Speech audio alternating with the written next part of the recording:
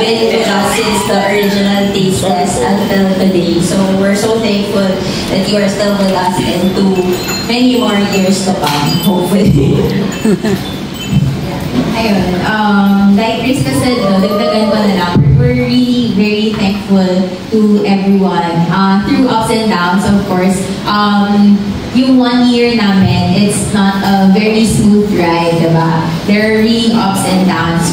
We've had challenges, diba? We've had very low feedback, pero we learned to take those as our room for improvement. So, like ngayon, we've been considering other suggestions also. That's why we came up with new flavors also. So, you would see later what's different with the new products that we had. Of course, taking pride on the black color or the dark trend. It's all black. So, even the croissants. Yeah. So, hopefully, this will be a new trend for dark roast. And ayun, we're thankful. So hopefully if you have other suggestions pa po for our growth, ayun, we really appreciate it. Actually, kasama na nila lahat.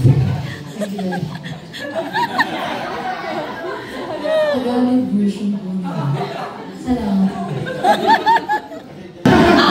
When you mentioned challenge, ang unang pumasok talaga sa isip ko is quality. It's really hard to maintain the quality, especially, yun nga, we have 4 baristas with us. And then, there are different opinions, diba? Iba-ibang tao, iba-iba ng preference. Something sweet for me might not be sweet for her, diba? Ganun, diba? So, yung quality, it's very hard to maintain.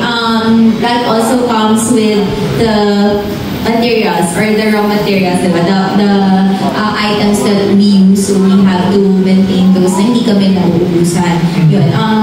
I think yun yung naging biggest challenge for us is the quality. Kasi yun nga, like I mentioned earlier, we've had feedbacks na matapang yung ganito, masyadong matamis yung ganyan, diba? So, yun yung mga kinoconsider namin. But at the same time, we've been reminding the team, no?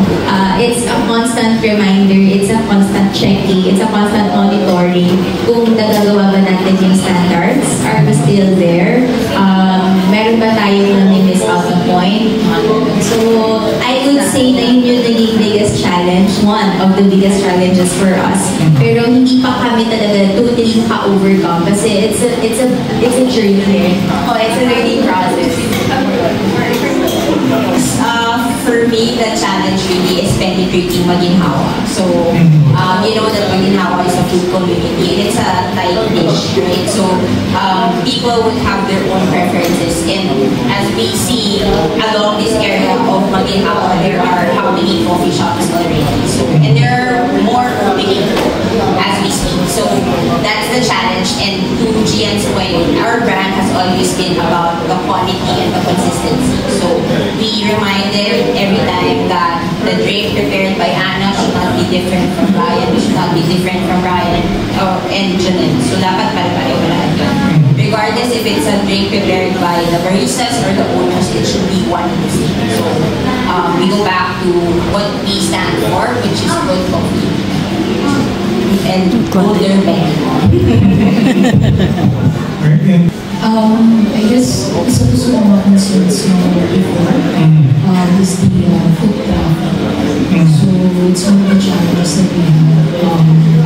We're still trying to think of different ways. We probably have other suggestions as well that we're really looking into it. But we're only checking on Wi-Fi connection, having